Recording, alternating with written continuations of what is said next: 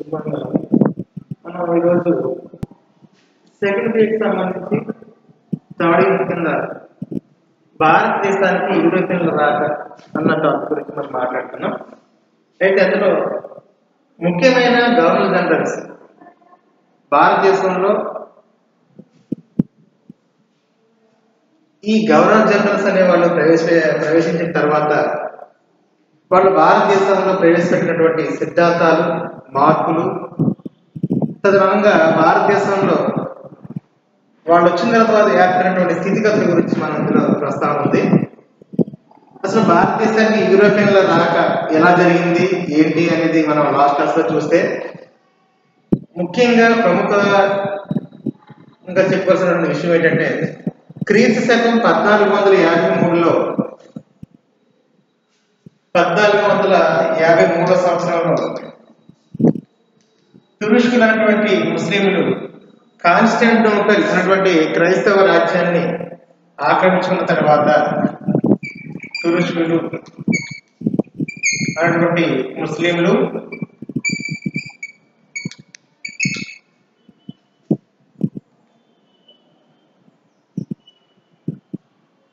Turkey దేశానికి చెందినటువంటి వీళ్ళు కాన్స్టాంటినోపల్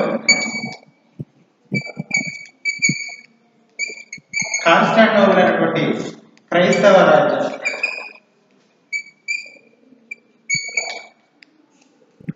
అది గ్రీకు సంబంధించినటువంటి ప్రముఖమైనటువంటి చారిత్రక ఆధారాలుగా కొనసాగుతున్నటువంటి కాన్స్టాంటినోపల్ యొక్క క్రైస్తవ రాజ్యం మీద ముస్లిం రాజ్యమైనటువంటి తురుష్కులు అనేటువంటి పిలువబడే ముస్లిం రాజ్యమైనటువంటి టర్కీ దేశం 1453లో ఆక్రమించింది. అంటే టర్కీకి సంబంధించినటువంటి ఈ ముస్లింలు, తురుష్కులు అనే వాళ్ళు కాన్స్టాంటినోపల్ అనేటువంటి క్రైస్తవ రాజ్యాన్ని 1453లో ఎప్పుడైతే ఆక్రమించుకున్నారో మధ్యధరా సముద్రం అనే దాన్ని క్లోజ్ చేయబడింది. దాని గురించి మాట్లాడిన లాస్ట్ ఏంటంటే, ఈ యొక్క ఆసియా ఖండానికి సంబంధించినటువంటి ఖండాన్నిటిలో అతి పెద్ద ఖండం ఆసియా ఖండం. ఈ ఆసియా ఖండానికి సమీపంలో ఇది ఐరోపా ఖండం. అంటే ఐరోపా ఖండం ఒక ద్వీపంగా ఉన్నదే మనం చెప్తున్నటువంటి ఇంగ్లాండ్. ఈ ఐరోపా, ఆసియా సమీప దేశమైనటువంటి దీని యొక్క ప్రాంతానికి దిగువన ఉన్నటువంటి ఒక చిన్న ఆసియా తర్వాత మరో రెండవ పెద్ద ఖండం ఆఫ్రికా. అంటే ఐరోపాకు చెందినటువంటి, అందుకని ఇదంతా ఇక్కడ వరకు అంతా ఐరోపా ఖండం, ఇదంతా ఐరోపా ఖండం. ఈ బ్లాక్ చేసిందంతా కూడా ఐరోపా ఖండం, ఇది ఆసియా ఖండం. ఇది కింద ఉన్నటువంటి దేశం మన భారతదేశం, శ్రీలంక, ఈ సమీప ప్రాంతం ఇదంతా కూడా భారతదేశంలో భాగంగా ఉంది.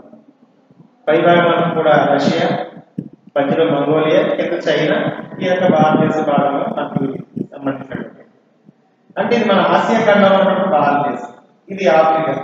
అయితే ఇక్కడ భారతదేశాన్ని యూరోపియన్ల రాజ్యం అన్నాం, ఎందుకంటే యూరోప్ దేశం ఇది. యూరోప్ అన్న ఐరోపా అన్న ఒకటే. యూరోప్ వాళ్ళు మన భారతదేశంతో వ్యాపారం చేయడానికి ఇక్కడ ఈ యూరోప్ అంటే ఐరోపా లేదా ఆసియా ఈ యొక్క దేశాలు లేదా ఈ ఖండాల మధ్యలో ఆఫ్రికా ఖండం గుండా ఇక్కడ ఒక సముద్రం అంటే ఆసియా ఖండానికి ఆఫ్రికా ఖండానికి మధ్య లేదా ఐరోపా ఆఫ్రికా మధ్య ప్రాంతంలో ఒక సముద్రం. ఆ సముద్రం మధ్యధరా సముద్రం. ఈ ఇంగ్లాండ్ దేశానికి చెందినటువంటి ప్రముఖ రాజ్యాలుగా ఉన్నటువంటి ఆ రోజుల్లో ఐరోపా ఖండంలో England, France, Portugal, Spain, Germany, Poland, Belgium అనేక దేశాలన్నీ కూడా ఆయా దేశాలతో వ్యాపారం చేయాలంటే, తూర్పు దేశాలతో వ్యాపారం చేయాలంటే వాళ్ళు ఏం చేసేవారంటే, ఆ దేశాలకు సంబంధించిన ఐరోపా ఉన్నటువంటి దేశాల వాళ్ళు ఏం చేసేవారంటే మన ఆసియా ఖండంలో ఉన్నటువంటి దేశాలతో వ్యాపారం చేయాలి కాబట్టి వాళ్ళు ఇదంతా ప్రక్కన ఉన్నటువంటి ఇది ఉత్తర అమెరికా ఖండం, దక్షిణ అమెరికా ఖండం, ఈ కింద ఖండాలు ఇది ఆస్ట్రేలియా సంబంధించినటువంటి ప్లేస్ అని చూస్తాం. అయితే వీళ్ళు ఐరోపా వాళ్ళు మన ఆసియా ఖండంతో వ్యాపారం చేయాలంటే వాళ్ళు ఏం చేసేవారంటే చాలా ఈజీగా అట్లాంటిక్ మహాసముద్రం ఉంది ఇక్కడ కింద భాగం, ఇదంతా కూడా ఇటువైపు అట్లాంటిక్ మహాసముద్రం, అట్లాంటిక్ మహాసముద్రంకి కింద భాగం నుంచి ఇలా వచ్చి మధ్యధరా సముద్రం అంటే ఆఫ్రికా పైన ఐరోపా కింద అంటే మధ్య ప్రాంతంలో ఉన్నటువంటి మధ్యధరా సముద్రం, మెడిటరేనియన్ సీ అని పిలుస్తాం. మనకి మధ్యధరా సముద్రం మీదుగా వీళ్ళు ఆసియా ఖండానికి రావడం, ఈ ఆసియా ఖండానికి వచ్చినటువంటి దేశాలతో భారతదేశంతో ఇతర బర్మా, శ్రీలంక, అదేవిధంగా కింద ఉన్న బర్మా, మలేషియా ఇంకా సంబంధించినటువంటి దేశాలు, అదేవిధంగా ఇక్కడ ఉన్నటువంటి చైనా దేశం, ఆ దేశాలతో వ్యాపారం చేసుకుని మళ్ళీ తిరిగి ఆ దేశాలకు వెళ్ళిపోతూ ఉండేవారు. అంటే వీళ్ళు ఐరోపా ఖండానికి చెందినటువంటి దేశాలు మన తూర్పు దేశాలతో వ్యాపారం చేయాలంటే వాళ్ళకి ప్రధానమైనటువంటి మార్గం ఏమని చెప్పాలంటే మధ్యధరా సముద్రం. ఇక్కడే జరిగింది. ఆఫ్రికాకి ఐరోపా ఖండానికి దిగువ ప్రాంతాల్లో ఈ కింద ఉన్నటువంటి సరిహద్దు ప్రాంతాల్లో ఉన్నటువంటి దేశాలుగా చెప్పబడుతున్నటువంటి ఈ టర్కీ దేశం ప్రక్కనే ఉన్నటువంటి కాన్స్టాంటినోపుల్ అనేటువంటి క్రైస్తవ రాజ్యంపై దాడి చేసి ఆక్రమించుకుంది. ఇదేమో ముస్లింల దేశం టర్కీ, ఇది క్రైస్తవ రాజ్యం. ఇక్కడ ఐరోపా ఖండంలో అప్పుడు ఈ దేశాలు అంటే స్పెయిన్ కానీ, పోర్చుగల్ కానీ, జర్మనీ కానీ, ఇటలీ కానీ, ఇంకా ఫ్రాన్స్ కానీ, ఇంగ్లాండ్ కానీ దేశాలన్నీ కూడా క్రైస్తవ రాజ్యాలు. కాబట్టి టర్కీ అనేది ముస్లిం అంటే ఇస్లాం ఆధారిత రాజ్యం. కాబట్టి ఎప్పుడైతే క్రైస్తవ రాజ్యమైనటువంటి కాన్స్టాంటినోపుల్ ని క్రీస్తు శకం 1453 సంవత్సరంలో ఈ యొక్క ముస్లింలు ఆక్యుపై చేసుకున్నారో, ఇంకా ఈ క్రైస్తవ రాజ్యానికి చెందినటువంటి రాజ్యాలు ఏవి కూడా తూర్పు దేశాలతో వ్యాపారం చేయడానికి మధ్యధరా సముద్రం గుండా వెళ్లకుండా, ఎందుకంటే సరిహద్దులో ఉన్నారు కాబట్టి ఈ దేశం ఇక్కడ సముద్రం గుండా వెళ్లకుండా వీళ్ళు నిషేధాజ్ఞలు జారీ చేస్తారు. ఇంకా మేము దాన్ని అటువైపు ఎవరైనా సరే మా అదుపు ఆజ్ఞల్లో ఉండాలి, మేము చెప్పినట్టు నడుచుకోవాలి, ఎందుకంటే మధ్యధరా సముద్రం అనేది క్లోజ్ చేయబడింది అని వాళ్ళు దాని గురించి చెప్పడం. క్లోజ్ చేయడం మూసేసారని కాదు, వాళ్ళు చెప్పినటువంటి అనుమతించినటువంటి నౌకలు మాత్రమే తూర్పు దేశాలకి అనుమతి ఉంది. మిగతా ఏవి కూడా అటువైపు నుంచి వెళ్ళడానికి వాళ్ళు ఒప్పుకోలేదు. ఒకవేళ అలా కాదు ఏదైనా నౌకలు చెప్తే వాళ్ళు ముంచేయడం, లేకపోతే ఆ సముద్రం ముంచేయడంతో పాటు వాళ్ళకి కావాల్సినటువంటి వాటి మీద దాడి చేయడం, ఆ వస్తువులను దొంగిలించడం, తద్వారా నిషేధాజ్ఞలు జారీ చేసింది. మరి ఇలాంటి సమయంలో ఐరోపా ఖండంలో ఉన్నటువంటి ఈ ఇంగ్లాండ్ కానీ, ఇతర పోర్చుగల్ కానీ, స్పెయిన్ కానీ, ఈ ఫ్రాన్స్ కానీ, ఇట్లా ఎవరు ఈ దేశాలతో తూర్పు దేశాలైనటువంటి ఆసియా ఖండం ఇతర ఖండాలతో ఈ యొక్క దేశాలతో వ్యాపారం చేయడం బాగా అవసరం ఆ రోజుల్లో. ఎందుకంటే ఈ ఇంగ్లాండ్ దేశంలో ఉన్నటువంటి ఇతర ఐరోపా ఖండంలో ఉన్నటువంటి వాళ్ళు అందరికి కూడా పొద్దున్నే లేచినట్టే తేనీటి అంటే తేనె, మనకి టీ ఎలాగో వాళ్ళు టీ సేకరించడం, కాఫీ తాగడం అలవాటు. అది బాగా అలవాటు పడినటువంటి వీళ్ళు మన భారతదేశంలో కాఫీ, తేయాకు, సుగంధ ద్రవ్యాలకు అంటే తూర్పు దేశాలకు కూడా చాలా ప్రసిద్ధి చెందిన ఆ యొక్క ఉత్పత్తికి చాలా ప్రాచుర్యం పొందింది. మరి వీళ్ళకి ఈ ప్రధాన పంటలు ఉన్నాయి తప్ప ఇలాంటి కాఫీ, తేయాకు, ఇతర సుగంధ ద్రవ్య సంబంధించిన పంటల పట్ల వీళ్ళకి అవగాహన లేదు. కానీ ఈ తూర్పు దేశాల్లో మన సైడ్ బాగా పండుతాయి కాబట్టి వీళ్ళు ఎలా అయినా సరే తూర్పు దేశాలతో వ్యాపారం చేయాలనేటువంటి ప్రాధాన్యత వీళ్ళకి ఏర్పడింది. కానీ మరి వెళ్ళడానికి మార్గం లేదు, మధ్యధరా సముద్రాన్ని వీళ్ళు క్లోజ్ చేశారు. మరి వీళ్ళకి ఏం జరిగిందంటే ఇలాంటి సమయంలో ఈ యొక్క ఆసియా ఖండానికి లేదా ఇతర ప్రాంతానికి వెళ్ళాలంటే వాళ్ళు మధ్యధరా సముద్రం కూడా వెళ్లకుండా నూతన మార్గాల అన్వేషణ అనేది స్టార్ట్ చేశారు అనమాట. మనకి ఫైనల్ ఇయర్ లో భౌగోళిక పరిశోధన టాపిక్ ఉంది, అది దీనికి సంబంధించినటువంటి విషయంగా చెప్పబడింది. ఎందుకంటే వీళ్ళు నూతన మార్గాలు అంటే ఇక్కడి నుంచి వాళ్ళు ఏం చేశారు, ఇంగ్లాండ్ కానీ, స్పెయిన్ కానీ, పోర్చుగల్ కానీ మధ్యధరా సముద్రం వెళ్లకుండా ఈ యొక్క అట్లాంటిక్ మహాసముద్రం మీదుగా దాటుకుంటూ వీళ్ళు ఎలాగొచ్చారంటే మడగాస్కర్ ఈ యొక్క దేశం మీదుగా భారతదేశానికి రావడం అనేది జరిగింది. ఇక మొట్టమొదటిసారిగా 1498 సంవత్సరంలో వాస్కో డి గామా, పోర్చుగల్ దేశానికి చెందినటువంటి వాస్కో డి గామా మొట్టమొదటిసారిగా భారతదేశంలోని కేరళ రాష్ట్రంలో గల కాలికట్ అనే ప్రదేశాన్ని మొట్టమొదటిసారిగా కనుగొన్నాడు. అంటే సముద్రయానం, భారతదేశానికి సముద్రయానం కనుగొన్నాడు అంటే వాస్కో డి గామా. భారతదేశానికి సముద్ర మార్గాన్ని కనుగొన్నది వాస్కో డి గామా. ఇది పోర్చుగల్ దేశం, పోర్చుగీస్ పీపుల్ అంటే పోర్చుగల్ అంటే పోర్చుగల్ దేశానికి చెందినటువంటి ఇతను, ఐరోపా ఖండంలో చెందిన దేశం ఉన్నటువంటి ఇతను తూర్పు దేశాలతో వ్యాపారం చేయాలనే ఉద్దేశంతో మధ్యధరా సముద్రం గంట వెళితే మార్గం లేదు కాబట్టి అంతకుముందు ఈజీగా ఆ ప్రాంతానికి వెళ్ళిపోయినవారు. కానీ ప్రధానికి లేదు, అట్లాంటిక్ మహాసముద్రం ఉంది కింద. ఈ అట్లాంటిక్ మహాసముద్రం మీదుగా వాళ్ళ దానికి వేయలేదు కాబట్టి సముద్ర మార్గాలు అన్వేషణ చేసి చివరికి వాస్కో డి గామా పోర్చుగల్ దేశం ఇతను అట్లాంటిక్ మహాసముద్రాన్ని దాటుకుంటూ ఆఫ్రికా ఆక్రమణ చుట్టూ కింద భాగాన్ని చుట్టుకుంటూ ఇలాగే మళ్ళీ వచ్చి మెడగాస్కర్ అనేటువంటి చిన్న దేశం ప్రక్క నుంచి మీదుగా ఇక్కడ భారతదేశంలోని కేరళ రాష్ట్రంలో గల కాలికట్ అనే ప్రదేశాన్ని 1498 మే 17వ తారీఖున చేరుకున్నాడు అనమాట. ఇది భారతదేశానికి మొట్టమొదటి సముద్ర మార్గాన్ని కనుగొన్నటువంటి వ్యక్తి వాస్కో డి గామా.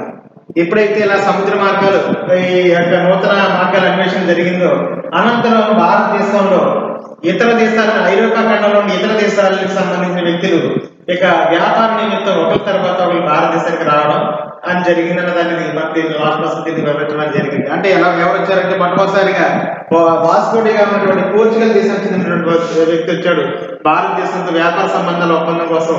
ఆనాటి కేరళ ప్రాంతాన్ని పరిపాలిస్తున్నటువంటి జామెరిన్ ప్రభుత్వ ఒప్పందం ద్వారా మొట్టమొదటిసారిగా భారతదేశంలో నూతన మార్గాల అన్వేషణ కారణంగా వీళ్ళు యూరోప్ ఖండం నుంచి భారతదేశానికి రాక అనేది స్టార్ట్ అయింది.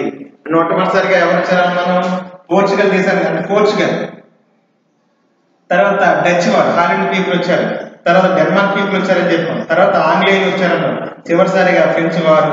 అంటే ఇలా భారతదేశానికి యూరోపియన్ల రాక గురించి ప్రస్తావన తీసుకున్నప్పుడు మొట్టమొదటిసారిగా పోర్చుగీస్ వారు వ్యాపారం కోసం వచ్చారు, తర్వాత డచ్ వారు అంటే హాలండ్ దేశానికి చెందినటువంటి పీపుల్ వచ్చారు, తర్వాత డేన్లు అంటే డెన్మార్క్ దేశానికి చెందినటువంటి ప్రజలు భారతదేశంతో వ్యాపార నిమిత్తం జరిగింది. అదేవిధంగా ఆంగ్లేయులు బ్రిటిష్ వారు భారతదేశానికి వ్యాపారం కోసం వచ్చారు, చివరిసారిగా ఫ్రెంచ్ వారు వచ్చారు. మనం ఇందులో ఫ్రాన్సిస్ డి ఆల్మెడా అనేటువంటి గవర్నర్ జనరల్ వచ్చినటువంటి పోర్చుగీస్ దేశానికి చెందినటువంటి ఈ వ్యక్తి యొక్క ఆధ్వర్యంలో భారతదేశంలో మొట్టమొదటిసారిగా దీని యొక్క పునాదులు వేయబడ్డాయి, వాళ్ళ స్థిరత్వాన్ని ఏర్పాటు చేసుకున్నారనే విషయం గురించి మనం మాట్లాడాం. అయితే యూరోపియన్ల రాక సంబంధించిన విషయంలో ఈ మాట్లాడుతూనే భారతదేశానికి ముఖ్యంగా తర్వాత కాలంలో ఆంగ్లేయుల యొక్క ప్రాధాన్యత అధికమవడం వల్ల పోర్చుగీస్ వారు డచ్ వారు డేన్లు భారతదేశాన్ని నుంచి వ్యాపార నిమిత్తం ఉన్నటువంటి వీళ్ళు మళ్ళీ నిష్క్రమించడం అనేది జరిగింది. ఎప్పుడైతే నిష్క్రమించడం జరిగిందో ఆంగ్లేయుల యొక్క ప్రాధాన్యత కొనసాగింది భారతదేశంలో. అంటే ఎప్పుడైతే ఆంగ్లేయులు కొనసాగిన తర్వాత కాలంలో ఆంగ్లేయులు ఫ్రెంచ్ వారి మధ్య భారతదేశంలో అనేక యుద్ధాలు జరిగిన అందులో ఆంగ్లో ఫ్రెంచ్ యుద్ధాలు అంటారు, వీటినే కర్ణాటక యుద్ధాలు అంటారు. ఇట్లా ప్రస్తావన చూసింది ఆంగ్లో ఫ్రెంచ్ యుద్ధాల గురించి. అదేవిధంగా కర్ణాటక యుద్ధాల యొక్క ప్రాధాన్యత భారతదేశంలో ఆంగ్లేయులు యొక్క ప్రాధాన్యత వచ్చిన తర్వాత భారతదేశానికి వచ్చినటువంటి ఆంగ్లేయులు భారతదేశంలో గవర్నర్ జనరల్ కింద కొనసాగి తద్వారా ఒకరి తర్వాత ఒకరు రాజ్య పరిపాలన వాళ్ళ యొక్క ఆంగ్లేయ బ్రిటిష్ ప్రభుత్వ యొక్క చట్టాలను భారతదేశంలో ప్రవేశపెట్టి భారతదేశం యొక్క ఆధిక్యత అంతా కూడా బ్రిటిష్ వారి ఆధీనంలోకి వెళ్ళిపోవడం, తద్వారా వాళ్ళు గవర్నర్ జనరల్ పేరు మీదుగా భారతదేశంలో బ్రిటిష్ వారు రాజ్య పరిపాలన చేయడం అనేది జరిగింది. అంటే ఇక్కడ గవర్నర్ జనరల్ అంటే దాని మీద మొట్టమొదటిసారిగా బెంగాల్ ప్రాంతానికి చెందిన ప్రాంతాన్ని ఎవరైతే రాజ్యం వెళ్తున్నారో ఆ రోజుల్లో బెంగాల్ భారతదేశానికి మొట్టమొదటి రాజధాని మన కోల్కతా, భారతదేశానికి తొలి రాజధాని కోల్కతా. కలకత్తా అన్న పేరు కోల్కతా చూస్తున్నాం మనం. వెస్ట్ బెంగాల్ రాజధాని ఇది. ఇప్పుడు దాన్ని వెస్ట్ బెంగాల్ అంటే వీళ్ళు రాజ్య పరిపాలన చేసేటప్పుడు కలకత్తా బెంగాల్ అనే పిలిచేవారు. ఆ రోజుల్లో దీన్ని బెంగాల్ అని పిలిచేవారు. ఏంటి బెంగాల్ అనేది ఇది అంతా కూడా ఒకటే ప్రదేశం అనమాట. భారతదేశాన్ని బ్రిటిష్ వాళ్ళు రాజ్య పరిపాలన చేస్తున్న సమయంలో భారతదేశం మొత్తం నుండి కాశ్మీర్ నుంచి కన్యాకుమారి వరకు వీళ్ళు చూసుకుంటే అన్ని రాష్ట్రాల్లోకెల్లా ఈ బెంగాల్ అనేటువంటి పెద్ద రాష్ట్రం అనమాట. కాబట్టి ఆ రోజు భారతదేశాన్ని పరిపాలిస్తున్నటువంటి గవర్నర్ జనరల్ ఎవరైతే ఉన్నారో ఏ ప్రాంతంలో ఇక్కడ తమిళనాడు ఉంది, చిన్న రాష్ట్రం. తమిళనాడుని ఒక గవర్నర్ జనరల్ ఒక బ్రిటిష్ వారి ఆధీనంలో ఉంది. ముంబై ఒకరి ఆధీనంలో ఉంది. అదేవిధంగా ఢిల్లీ సమీప ప్రాంతాలు పంజాబ్ ఒకరి ఆధీనంలో. కోల్కతా అంటే పశ్చిమ బెంగాల్ ఒక ఆధీనం. ఇలా చూసుకుంటే కాశ్మీర్ నుండి పై తలభాగం నుంచి కన్యాకుమారి వరకు కింది భాగం వరకు మన భారతదేశం చూసుకుంటే రాష్ట్రాలన్నింటిలోకెల్లా అతి పెద్ద రాష్ట్రం బెంగాల్ రాష్ట్రం. కాబట్టి వీళ్ళు ఏం చేశారంటే బ్రిటిష్ గవర్నర్ జనరల్ వచ్చినటువంటి ఈ యొక్క ఇంగ్లాండ్ దేశానికి చెందినటువంటి వీళ్ళు ప్రముఖమైనటువంటి గవర్నర్ జనరల్స్ బెంగాల్కి ఎవరైతే గవర్నర్ జనరల్ గా నియమించబడ్డారో వాళ్ళే భారతదేశంలో అన్ని ప్రాంతాల యొక్క గవర్నర్లకు వాళ్ళ అధిపతులుగా ఉండేవారు. ఎందుకంటే ఇది పెద్ద రాష్ట్రం కాబట్టి దీన్ని ఎవరు పరిపాలన చేస్తే వీళ్ళందరూ వాళ్ళ ఆధీనంలో ఉండేవారు. కాబట్టి భారతదేశంలో అతి పెద్ద రాష్ట్రంగా బెంగాల్ ఉంది కాబట్టి ఈ బెంగాల్ పరిపాలించే భారతదేశానికి గవర్నర్ జనరల్ గా నియమించబడ్డారు కాబట్టి వాళ్ళని తొలి బెంగాల్ గవర్నర్ జనరల్ అని పిలుస్తారు. ఎందుకంటే బెంగాల్ ప్రాంతానికి గవర్నర్ జనరల్ గా ఉన్నారు కాబట్టి ఆ బెంగాల్ గవర్నర్ జనరల్ భారతదేశంలో తమిళనాడులో ఎవరు పరిపాలించినా బ్రిటిష్ వారు, ముంబైలో ఎవరు పరిపాలించినా వీళ్ళు ఏదైనా ఆధీనంలో పనిచేయాలి. అలాగా మొట్టమొదటిసారిగా భారతదేశానికి తొలి బెంగాల్ గవర్నర్ జనరల్ గా నియమించబడిన వ్యక్తి వార్న్ హేస్టింగ్స్. భారతదేశానికి మొట్టమొదటి బ్రిటిష్ గవర్నర్ జనరల్ అన్నమాట. భారతదేశానికి మొట్టమొదటి బ్రిటిష్ గవర్నర్ జనరల్ ఎవరంటే వార్న్ హేస్టింగ్. ఇతడు 1773 సంవత్సరంలో, అంటే స్టార్ట్ అయిన 1772లోనే ఇతడు గవర్నర్ జనరల్ గా నియమించబడ్డాడు. కానీ దీని చట్ట పద్ధతి ఎప్పుడు లభించింది, ఏ చట్టం ద్వారా ఇతడు గవర్నర్ జనరల్ గా నియమించబడ్డాడు కలకత్తా ప్రాంతానికి, భారతదేశానికి అని మనం చెప్తే 1773లో ఆనాటి ఇంగ్లాండ్ ప్రభుత్వం ఒక చట్టాన్ని చేసింది. దేశమేమో మన భారతదేశం, కానీ మన భారతదేశానికి చెందినటువంటి ఈ పరిపాలన ఎలా కొనసాగాలి, ఎలా పరిపాలించాలి, సైనిక వ్యవస్థ ఎలా కొనసాగించాలి, ఏం చేయాలనేది ఈయనకు సూచనలు ఇచ్చేది ఏంటంటే ఆనాటి ఇంగ్లాండ్ ప్రభుత్వం. అక్కడ ఇంగ్లాండ్ దేశంలో పార్లమెంటు భారతదేశంలో ప్రవేశపెట్టే చట్టాల గురించి అక్కడ ఆ దేశం చట్టాలు చేసేదన్నమాట. అందుకనే 1773లో రెగ్యులేటింగ్ యాక్ట్ అనేటువంటి చట్టం చట్టం ఇది. రెగ్యులేటింగ్ చట్టం అనేది మొట్టమొదటిసారిగా ఇంగ్లాండ్ చట్టం, అంటే ఇంగ్లాండ్ దేశంలో పార్లమెంటు భారతదేశంలో ఒక చట్టాన్ని ప్రవేశపెట్టింది.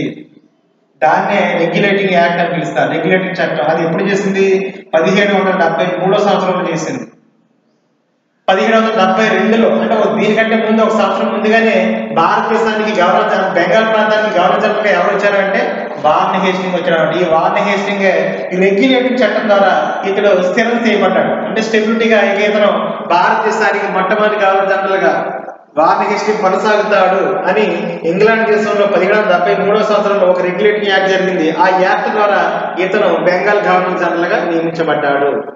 ఇక్కడ మొట్టమొదటి బ్రిటిష్ గవర్నర్ జనరల్ ఎవరంటే వారన్ హేస్టింగ్, భారతదేశానికి మొట్టమొదటి బ్రిటిష్ గవర్నర్ జనరల్. ఇక్కడ ఈ బెంగాల్ ప్రాంతానికి ఇతను నియమించబడినప్పుడు ఈ బెంగాల్ ప్రాంతం దీనికి ప్రాధాన్యత వహించే క్రమంలో దీనికి అంత ప్రాధాన్యత ఏంటి అని మనం చూస్తే, ఆ రోజుల్లో బెంగాల్ని బ్రిటిష్ వారు ఏం చేయాలంటే అతి పెద్ద రాష్ట్రం కాబట్టి బెంగాల్లోనే ప్రజలందరూ కూడా ఏకమైపోయి ఉద్యమాన్ని తీసుకొస్తున్నారనే ఉద్దేశంతో ఆనాటి బ్రిటిష్ ప్రభుత్వం ఏం చేసిందంటే బెంగాల్ని విభజన చేయాలని ఒక చట్టం తీసుకొచ్చింది, బెంగాల్ విభజన. ఎందుకంటే బెంగాల్లో చాలా మంది ప్రజలు, ఇటువైపు హిందువులు ఎక్కువ ఉన్నారు. మన భారతదేశంలో హిందూ ముస్లింల కలయిక ఎక్కువ. ఎందుకంటే మెజారిటీ పీపుల్ 80% హిందువులు ఉంటే ఒక 20% ఇంచుమించు ఒక 10% 11% ముస్లింలు ఉంటే మిగతా పర్సెంట్ గల బౌద్ధులు, జైనులు, సిక్కులు, క్రిస్టియానిటీ వాళ్ళందరూ ఉన్నారు. అన్ని మతాల కంటే ఇంచుమించు 80% పీపుల్ అందరూ కూడా హిందువులే. అయితే ఇక్కడ బెంగాల్ అనేటువంటి రాష్ట్రంలో ఇటువైపు ఉన్నటువంటి ప్రజలందరూ కూడా మనకి హిందువులు ఉన్నారు, ఇటువైపు ప్రజలు ఎక్కువ మంది ముస్లింలు ఉన్నారు. ఇటువైపు ముస్లింలు, ఇటు హిందువులు ఎలా ఉన్నప్పటికీ వీళ్ళందరూ అన్నదమ్ముల్లా కలిసే ఉన్నారు. ఎందుకంటే వీళ్ళందరూ కూడా ఇండియన్స్ కాబట్టి, భారతీయులు కాబట్టి. ఇక్కడ ఇలా ముస్లిం అని వేరు లేదు, ఇటు హిందువులు అని వేరు లేదు, మనమంతా ఒకటే అనే ఉద్దేశంతో వీళ్ళు బెంగాల్లో కలిసి ఉంటున్నారు. ఇక్కడ ఎక్కువ మంది ప్రజలు ఉన్నారు, పెద్ద రాష్ట్రం. ఉద్యమాలన్నీ ఇక్కడే రావడం అనేది జరిగిందనమాట. భారతదేశంలో ఉద్యమాలకు పుట్టినిల్లు బెంగాల్ రాష్ట్రం. కారణం ఏంటంటే భారతదేశానికి జనగణమన అనే గేయం రచించినటువంటి రవీంద్రనాథ్ ఠాగూర్, భారత జాతీయ గీతం జనగణమన గేయం రచించినటువంటి ఈ యొక్క రవీంద్రనాథ్ ఠాగూర్ జన్మించినటువంటి రాష్ట్రం బెంగాల్.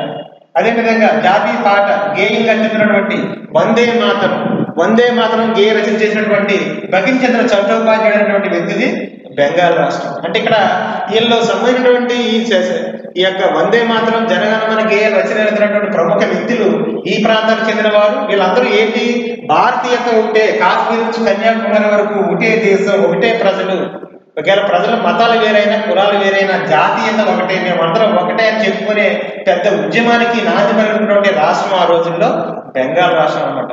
అందువల్ల ఇక్కడ ఏ చిన్న గొడవైనా బ్రిటిష్ వారు భారతీయుల మీద ఏదైనా చట్టాలు చేసినా, లేకపోతే భారతీయులు ఏదైనా ఎవరైనా హిందువులు కానీ ముస్లింలు కానీ హింసిస్తే వీళ్ళు ఏం చేసేవారంటే మేమందరం ఒకటే అని ఉద్యమాలు తీసుకొచ్చేవారు. దీంతో పాటు వీళ్ళ వ్యక్తులకు బిపిన్ చంద్రప్ప, అదేవిధంగా ప్రముఖ వ్యక్తులుగా చెప్పినటువంటి ఆ రోజుల్లో అదే WC బెనర్జీ, ఉమేష్ చంద్ర బెనర్జీ, సురేంద్రనాథ్ బెనర్జీ, ప్రముఖ విప్లవకారులందరూ కూడా ప్రాధాన్యత వస్తున్నటువంటి ప్రముఖ రాష్ట్రం ఆ రోజుల్లో బెంగాల్ అనమాట. అందువల్ల ఇక్కడ ఏం జరిగింది, ఇలాంటి ప్రముఖమైనటువంటి బెంగాల్ రాష్ట్రంలో వీళ్ళ అన్నదమ్ముల్లా కలిసి ఉంటే మన యొక్క మనుగడ సాగదు.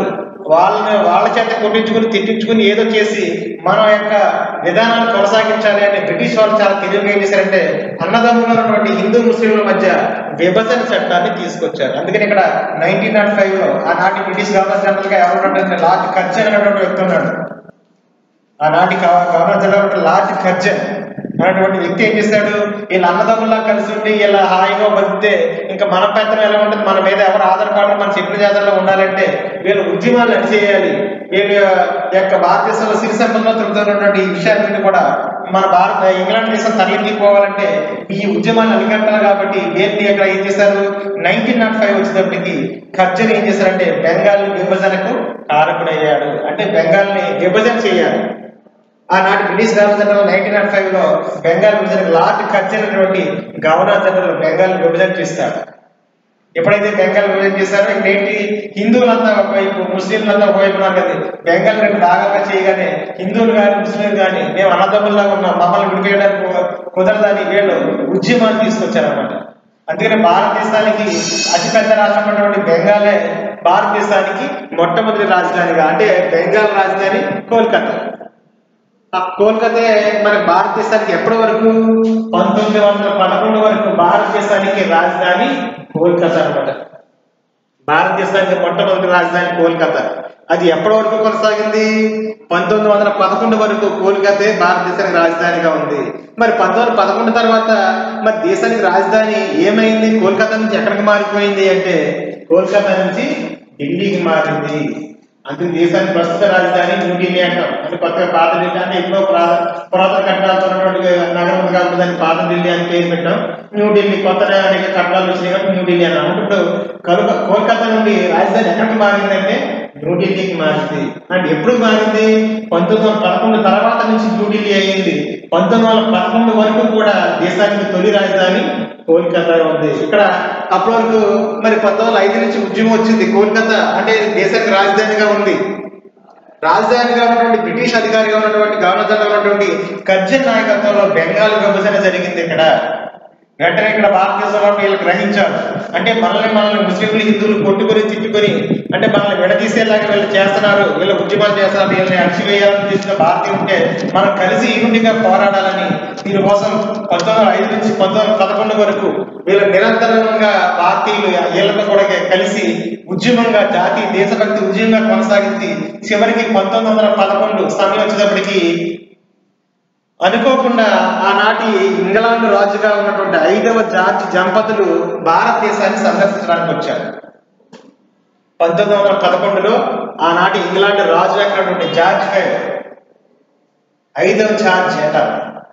రాజు దంపతులు అసలు మన భారతదేశాన్ని మన వాళ్ళు ఎలా పరిపాలిస్తారు, ఏం చేస్తారు చూద్దాము విజిటింగ్ కోసం సందర్శించడానికి ఇంగ్లాండ్ రాజు యొక్క దంపతులు భారతదేశానికి రాగానే ఈ విషయాన్ని తెలిసినటువంటి బెంగాల్లో ఉన్నటువంటి ప్రజలు, కాశ్మీర్లో ఉన్నటువంటి ప్రజలు, ఇటువైపు ముంబైలో ఉన్నటువంటి ప్రజలు, ఈ అదేవిధంగా చెన్నై తమిళనాడు యొక్క ప్రదేశంలో ఉన్నటువంటి భారతీయ ప్రజలందరూ కూడా ఒకేసారి అతను రాగానే ఉద్యమాలు రోడ్డు మీదకి వచ్చి వాళ్ళని హేళన చేయడం, వాళ్ళని గౌరవ చేయడం, వాళ్ళని యొక్క సిద్ధాంతాలకి వ్యతిరేకంగా నినాదాలు చేయడం అనేది జరిగింది. ఎందుకంటే అన్నదమ్ములా ఉన్న మమ్మల్ని విడదీయడానికి మీరెవరు, మీ దేశం ఎక్కడ ఉన్నటువంటి మీరు సాధారణ వ్యాపారం కోసం వచ్చి మీరు ఇక్కడ స్థిరపడిపోయి చివరికి మా దేశంలోనే మీరు మా యొక్క హక్కులను మీరు కాలరాస్తున్నారని బెంగాల్లో ఉన్నటువంటి ఈ ప్రజలు గొడవ చేయగానే వెంటనే అర్థమైపోతుంది అనమాట వాళ్ళకి. అయితే ఇక్కడ మనం ఇక్కడ మనుగడ సాగించాలంటే వీళ్ళకి గొడవలు చేసి ఇవన్నీ చేస్తే మన యొక్క విధానాలు కొనసాగించలేం కాబట్టి వీళ్ళు అనుగుణంగానే ఇక్కడ నుంచి మీ సిద్ధాంతాలు మీ పద్ధతులు కొనసాగుతూనే మేము యొక్క భారతదేశంలో నూతన మార్పులకు నాంది పలుకుతామని ఎప్పుడైతే జార్జ్ 5 ఇంగ్లాండ్ రాజు భారతదేశానికి వచ్చాడో ఇక ఈ సిద్ధాంతాన్ని గొడవలు ఈ విధానాలు చూసినటువంటి ఇతను ఇక భారతదేశ విభజనను రద్దు చేస్తున్నట్టు ప్రకటన చేస్తాడనమాట. అందుకని ఇక్కడ బెంగాల్ విభజన అంటే హిందూ ముస్లింగా ఉన్నటువంటి వీళ్ళు విడదన జరిగింది. ఎప్పుడో 1905లో లార్డ్ ఖర్జన్ అనేటువంటి గవర్నర్ జనరల్ ఉన్న హయాంలో దీన్ని విభజన చేశారు. కానీ 1911 వరకు ఈ గొడవలు ఎక్కువైపోయినాయి కాబట్టి జార్జ్ 5 అనేటువంటి ఇంగ్లాండ్ రాజు భారతదేశానికి వచ్చే క్రమంలో ఈ గొడవలు ఈ సిచ్యువేషన్ చూసి ఎలాగైతే మనం మనుగడ సాధించలేమని ఆ యొక్క బెంగాల్ విభజనను రద్దు చేశారు. బెంగాల్ విభజన రద్దు చేసిన 1911లో రద్దు అయిన తర్వాత ఇంకా ఇక్కడ దేశ రాజధానికి ఉంటే ఇబ్బందిగా ఉంటుందని అతను ఏం చేశాడంటే బెంగాల్ రాజధాని కోల్కతా నుండి దేశ రాజధానిని ఎక్కడికి మార్చేశాడు, న్యూఢిల్లీకి మార్చేశాడు. అందువల్ల 1911 వరకు దేశానికి రాజధాని కోల్కతా, పశ్చిమ బెంగాల్. అంటే ఇక్కడ తర్వాత ఎక్కడ మార్చబడింది, న్యూఢిల్లీకి. ఇప్పుడు అప్పటి నుంచి భారతదేశానికి ప్రస్తుత రాజధాని న్యూఢిల్లీ. అందుకని ఇక్కడ చూడండి తర్వాత స్వతంత్రం వచ్చిన తర్వాత కాలంలో మనం ఏం చేస్తే నేను విభజన చేసినటువంటి బెంగాల్లో ఉన్నటువంటి సంస్కరణ తర్వాత ముస్లింలు మన భారతదేశానికి స్వతంత్రం వచ్చిన తర్వాత మేము భారతదేశంలో కలిసి ఉండలేము, మాకు ఒక ప్రత్యేకమైన ప్రాంతం రాగానే పాకిస్తాన్ గొడవ చేసి చివరికి పాకిస్తాన్ ముస్లిం దేశం పాకిస్తాన్ అన్నటువంటి దేశం ఏర్పడింది. ఇక్కడ వీళ్ళు తూర్పు ఇటువైపు ఉన్నటువంటి ప్రదేశం తూర్పు అంటాం, ఇటువైపు పశ్చిమ అంటాం. తూర్పు ఇటువైపు తూర్పు పశ్చిమ ప్రాంతంలో ఉన్నటువంటి బెంగాల్ ప్రాంతాన్ని పశ్చిమ బెంగాల్ అంటారు. తూర్పు ప్రాంతంలో ఉన్న దాన్ని తూర్పు బెంగాల్. తూర్పు బెంగాల్లో ఉన్నటువంటి ప్రజలందరూ కూడా మెజార్టీ పీపుల్ అందరూ కూడా ముస్లింలు. పశ్చిమ బెంగాల్లో హిందువులు మెజార్టీ ఎక్కువ. కాబట్టి ఇండిపెండెన్స్ వచ్చిన తర్వాత ఏడు దేశాల తర్వాత అనేక ఉద్యమాల కారణంగా ఇందిరాగాంధీ ప్రధానమంత్రి హయాంలో తూర్పు బెంగాల్లో ఉన్నటువంటి వీళ్ళు మరి తూర్పు బెంగాల్ ఉంది ఇక్కడ.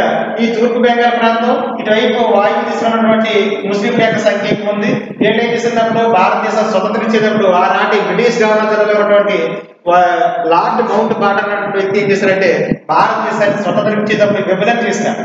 అది విభజన చేసినప్పుడు అతను ఏం చేశాడు, ఈ వాయువ్య ప్రాంతంలో ముస్లింలు ఎక్కువ ఉన్నారు కాబట్టి ఈ ముస్లింల ప్రాంతాన్ని బెంగాల్ ప్రాంతంలో తూర్పు వైపు ఉన్నటువంటి బెంగాల్ ప్రాంతంలో ఇక్కడ ముస్లింలు ఉన్నారు కాబట్టి ఈ ముస్లింల ప్రాంతాన్ని దీన్ని కలిపి అంతా కూడా ఇది పాకిస్తాన్ గా నామకరణం చేస్తారు. మరి అటువైపు ముస్లింలు ఇటువైపు ముస్లింలు ఉన్నారు. మధ్యలో ఈ తలభాగం కింద ఇటువైపు కింద వచ్చేదంతా కూడా ఇది. అంటే మరి ఇటువైపు మధ్యలో తలభాగం కింద భాగం అంతానేమో హిందువులు భారతదేశం ఏర్పడింది. మరి బోత్ సైడ్ అటు ఇటు ముస్లింలు ఉన్నారు. ఇది పాకిస్తాన్ ఏర్పడింది. మరి పాకిస్తాన్ ఏర్పడితే దేశం అంతా ఎక్కువ మొత్తంలో పాకిస్తాన్ అంతా ఇక్కడ ఉంది. మరి దానికి సంబంధించినటువంటి ఒక చిన్న ప్రాంతం ఎక్కడ ఉంది, తూర్పు బెంగాల్ ప్రాంతంలో ఉంది. మరి ఇక్కడ వీళ్ళ పరిపాలన చేయాలంటే మళ్ళీ ఎక్కడి నుంచి వెళ్ళాలి, ఇండియా మీదుగా వీళ్ళ ప్రాంతం నుంచి మళ్ళీ ఇక్కడ రావాలి, తూర్పు బెంగాల్ రావాలి. ఎందుకంటే ఇది పాకిస్తాన్ సంబంధించినటువంటి ప్రదేశం. ఇది వీళ్ళకి మధ్యలో ఇది భారతదేశం ఉంది. అలాంటిటప్పుడు ఇక్కడ ఉన్నటువంటి తూర్పు బెంగాల్లో ఉన్నటువంటి ప్రజలు ఏం చేస్తారు, చాలా తెలివిగా స్వతంత్రం వచ్చిన తర్వాత 1983 అంటే ఇంచుమించు ఇందిరాగాంధీ ప్రధానమంత్రిగా కొనసాగుతున్నటువంటి సమయంలో, అంటే ఉద్యమం జరిగింది 1970కి సంబంధించిన ఉద్యమం జరిగింది అనుకోండి. అయితే 1983 ఈ యొక్క ఇందిరాగాంధీ హయాం కొనసాగుతున్నటువంటి ఇయర్ లో వీళ్ళు ఏం చేశారంటే చాలా తెలివిగా ప్రతి సంస్కరణలన్నీ కూడా పాకిస్తాన్ తన ప్రాంతంలో చూసుకుంటుంది, మామూలు నిర్లక్ష్యం చేస్తుంది. మాది పాకిస్తాన్ దేశం అయినప్పుడు కూడా వీళ్ళు ఏ మార్పులు తీసుకొచ్చినా వీళ్ళే డెవలప్ అవుతున్నారు. కానీ పన్నులు మాత్రం మాకు మీద విధించి ఆ పాకిస్తాన్ దేశం అనేటువంటి మమ్మల్ని వీళ్ళు పట్టించుకోవడం లేదు కాబట్టి మీ నుంచి మేము విడిపోతాము అని వీళ్ళు చాలా తెలివిగా తూర్పు బెంగాల్ చెందినటువంటి ప్రజలు మళ్ళీ వీళ్ళే మాతృదేశమైనటువంటి పాకిస్తాన్ మీద ఉద్యమం తిరగబడ్డారు అనమాట. ఇప్పుడు ఏం జరుగుతుంది, ఈ ఒక దేశమే అయినప్పుడు కూడా వీళ్ళు ఈ దేశం మీద దాటుకుంటూ రావాలి ఏమి తలపలేదు. కానీ దేశంలో ప్రవర్తించినటువంటి రాజ్యాన్ని పరిపాలన చేస్తూనే వీళ్ళ సంస్కరణలు అనేవి పాకిస్తాన్ లోనే ఎక్కువ ప్రవేశపెడతారు. ఇది పాకిస్తానే అయినప్పుడు కూడా ప్రజల నుంచి పన్నులు వసూలు చేస్తారు తప్ప వీళ్ళు సరిగా పట్టించుకోవడం లేదు. కానీ పాకిస్తాన్ దేశంలో ఎక్కువ మొత్తంలో ఇక్కడ ఉంది కాబట్టి దీనికి నాయకత్వం వహిస్తున్నారు. అయితే వీళ్ళు ఏం చేస్తారు, పన్నులు మేము కట్టాలి, సెక్యూరిటీ వాళ్ళే ఉన్నారు, ఉన్నత ఉద్యోగులు అక్కడి నుంచి చూస్తున్నారు. కానీ ఆ దేశానికి చెందినటువంటి ప్రజలైన మమ్మల్ని పట్టించుకోవట్లేదని ముస్లింలు చాలా తెలివిగా ఏం చేస్తారంటే ఇక్కడ వీళ్ళతో ఘర్షణకి దిగారనమాట. అయితే వీళ్ళకి ఇంత పాకిస్తాన్ సైన్యం అంతా ఎక్కువ మొత్తంలో ఎక్కడ ఉంది, మరి వీళ్ళు దెబ్బలాడితే వీళ్ళని గెలవగలరా అంటే గెలిచే పరిస్థితి లేదు. కాబట్టి వీళ్ళకి ఎవరి సహాయం కావాలంటే ఆనాటి భారతదేశానికి చెందినటువంటి యొక్క రాష్ట్రపతి ప్రధానమంత్రి వాళ్ళ సంబంధించినటువంటి యొక్క సహాయం కావాలి. అప్పుడు ఆ సమయంలో భారతదేశానికి ప్రధానమంత్రి ఎవరంటే ఇందిరాగాంధీ ప్రధానమంత్రిగా పనిచేస్తున్నారు అనమాట. ఆ ఇందిరాగాంధీ ప్రధానమంత్రిగా పనిచేస్తుంది కాబట్టి ఈ దేశానికి చెందినటువంటి ఈ ప్రదేశంలో ఉన్నటువంటి సైనిక అధికారులు ఒక కూటమి ఒక చర్చ పెట్టుకుని వాళ్ళు ఏం చేశారంటే చాలా తెలివిగా ఇందిరాగాంధీతో చేతులు కలిపారనమాట. మాకు కొంత సహాయాన్ని అందించారు. దయచేసి మేము ఇలా ముస్లిం ప్రాంతంలో ఉండిపోయాము, కానీ పాకిస్తాన్ మనం పట్టించుకోవడం లేదు, మా పరిస్థితి ఇది, మాకు దీని నుంచి విడిపోయే అవకాశం మాకు కల్పించి మేము స్వతంత్ర దేశంగా మేము ఏర్పడాలి, మాకంటూ ఒక దేశం ఉండాలి, మేము ముస్లింలే అయినప్పటికీ వాళ్ళ పరిపాలన మాకు నచ్చలేదు, మాకు మయంగా స్వతంత్ర దేశంగా మేము ఏర్పడతాం, మాకు సహాయం చేయగానే అని అనగానే ఇందిరాగాంధీ వెంటనే దానికి సైనిక సహాయం చేయడానికి భారతదేశం అంటే మన మిగతా దేశం అంతా కూడా పెద్దదే భారతదేశమే కాబట్టి ఆనాటి ప్రధాని ఇందిరాగాంధీ దానికి ఒప్పుకోవడం జరిగింది. ఎందుకు ఒప్పుకోవడం జరిగిందంటే వీళ్ళు ముస్లింలు చేస్తున్నటువంటి వీళ్ళు భారతదేశం నుంచి విడిపోవడానికి అనేక త్యాగాలు చేసి అనేక గొడవలు సృష్టించి స్వతంత్రం వచ్చిన తర్వాత వీళ్ళు భారతదేశాన్ని ఇబ్బంది పెట్టారు అన్న ఉద్దేశంతో వీళ్ళు ముస్లింలే కాబట్టి వీళ్ళ నుంచి వీడు వెళ్ళిపోతే ముస్లింల యొక్క శక్తి బలం తగ్గుతుంది కాబట్టి వీళ్ళ స్వతంత్రం ఏర్పడితే వీళ్ళకి భారతదేశం సైన్యం ద్వారా మేము ఒక దేశాన్ని ఏర్పాటు చేసుకున్నామని వీళ్ళు మన చెప్పు చేతల్లో ఉంటారు, మన నమ్మకస్తులుగా ఉంటారు, మన పేరు చిరస్థాయిగా ఉండిపోద్దనే ఉద్దేశంతో ఆనాటి ఇందిరాగాంధీ ఏం చేశారంటే చాలా తెలివిగా ఈ యొక్క తూర్పు బెంగాల్లో ఉన్నటువంటి ముస్లింల యొక్క సైన్యంతో భారతదేశం యొక్క సైన్యం సహాయం చేసి పాకిస్తాన్ మీద దాడి చేసింది అనమాట. ఎప్పుడైతే 1948 ఇంచుమించు 47లో మనకి ఇండిపెండెన్స్ వచ్చింది, 48 ఆ సందర్భం జరిగినటువంటి క్రమంలో ఈ యొక్క విభజన జరిగినప్పుడు కూడా మనకి 1983 మనకి ఇంచుమించు ఈ యొక్క సిచ్యువేషన్ జరిగేటప్పుడు ఇందిరాగాంధీ ప్రధానమంత్రిగా జరుగుతున్న హయాంలోనే వీళ్ళ యొక్క కొద్ది మంది సైనికులే ఉన్నారు. భారతదేశం యొక్క సైన్యం మొత్తం కూడా యొక్క చెప్పు చేతల్లో ఉన్నటువంటి ఇందిరాగాంధీ చెప్పు చేతల్లో ప్రధాన చెప్పు చేతల్లో ఉన్నటువంటి సైన్య నాయకత్వంలో వీళ్ళు పాకిస్తాన్ మీద దాడి చేయగా పాకిస్తాన్ ఓటమి చెందిందనమాట. ఈ ఓటమి చెందిన అనంతరం ఒక ఒప్పందం ద్వారా ఆ ప్రాంతాన్ని మేము విడిచిపెట్టేస్తాము. ఎందుకంటే మరి ఓడిపోయినటువంటి వాళ్ళు ఒప్పందం ప్రకారం చెప్పింది మాట అయినారు కాబట్టి ఆ దేశాన్ని ఇవ్వడమన్నారు, ఆ ప్రాంతాన్ని విడిచిపెట్టేస్తామన్నారు. కానీ వీళ్ళు ఏం చేశారంటే ఇందిరాగాంధీ యొక్క నాయకత్వంలో ఆమె యొక్క సైన్య సంపత్తి ద్వారా మేము స్వతంత్రత ఏర్పడమని ఇక నుంచి ఆవిడ యొక్క విధానాలు కొనసాగిస్తూ ఉంటామన్న ఉద్దేశంతో ఈ యొక్క తూర్పు బెంగాల్ ఉన్నటువంటి ముస్లింలు ప్రత్యేక దేశంగా బంగ్లాదేశ్ అనేటువంటి ప్రాంతాన్ని ఏర్పాటు చేసుకున్నారు. అప్పటివరకు అసలు భారతదేశంలో బంగ్లాదేశ్ అనే పేరు ప్రస్తావన ఉండనే ఉండదు. వీళ్ళంతా కూడా బెంగాల్, భారతదేశంలో అతిపెద్ద రాష్ట్రం ఉన్నటువంటి బెంగాల్ ప్రాంతమే ఇండిపెండెన్స్ తర్వాత మనకి ఇక్కడ అందుకనే తూర్పు బెంగాల్ ప్రాంతం అంతానేమో బంగ్లాదేశ్ గా, పశ్చిమ ఇప్పుడు మనం పిలుస్తున్న బెంగాల్ అనే రాష్ట్రాన్ని మనం పశ్చిమ బెంగాల్ అంటాం. ఎప్పుడు భారతదేశంలో రాష్ట్రాల గురించి చెప్పేటప్పుడు ఢిల్లీ, హర్యానా, పంజాబ్, పశ్చిమ బెంగాల్, అదేవిధంగా మనకి బీహార్, ఛత్తీస్గఢ్ అలా పశ్చిమ బెంగాల్ అంటాం. కానీ ఎందుకు బెంగాల్ అన్న మాట మాట్లాడడం, ఎందుకంటే బెంగాల్ అంటే తూర్పు బెంగాల్, పశ్చిమ బెంగాల్ రెండు కలిపితే అప్పుడు బెంగాల్ అంటారు. ఇప్పుడు మనకి పశ్చిమ ప్రాంతంలో బెంగాల్ భారతదేశంలో ఉంది కాబట్టి ఇప్పుడు పశ్చిమ బెంగాల్, దీని రాజధాని కోల్కతా. ఇప్పుడు తూర్పు బెంగాల్ అనేది వేరే రాష్ట్రంగా కాస్త ఇప్పుడు ఏమైపోయింది, ఇది ఒక దేశం అయ్యింది. ఆ దేశమే ఇప్పుడు బంగ్లాదేశ్ అనమాట. ఆ బంగ్లాదేశ్ ముస్లింల దేశం అది, ఇక్కడ పాకిస్తాన్ ముస్లింల దేశం, మధ్యలో మన భారతదేశం ఉంది. వీళ్ళు మన భారతదేశం చేరినటువంటి ప్రజలే, కాకపోతే కొన్ని కారణాల రీత్యా ముస్లింలు ఒక స్వతంత్రత కోరుకున్నారు. వీళ్ళ పరిపాలన వీళ్ళకి నచ్చలేదు కాబట్టి వీళ్ళ స్వతంత్రత కారణంగా స్వతంత్ర దేశం ఇందిరాగాంధీ హయాంలో స్వతంత్ర దేశం ఏర్పడింది. తద్వారా వీళ్ళు ఢాకా అనేటువంటి ఒక ప్రాంతాన్ని రాజధానిగా చేసుకున్నారు.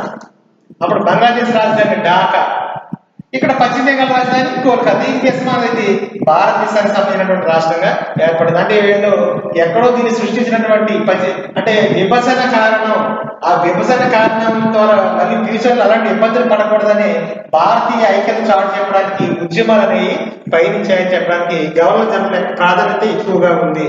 అందుకని భారతదేశం చెందినటువంటి ఈ గవర్నర్ జనరల్స్ ని ముందుగా బెంగాల్ గవర్నర్ జనరల్ అని పిలిచేవారు.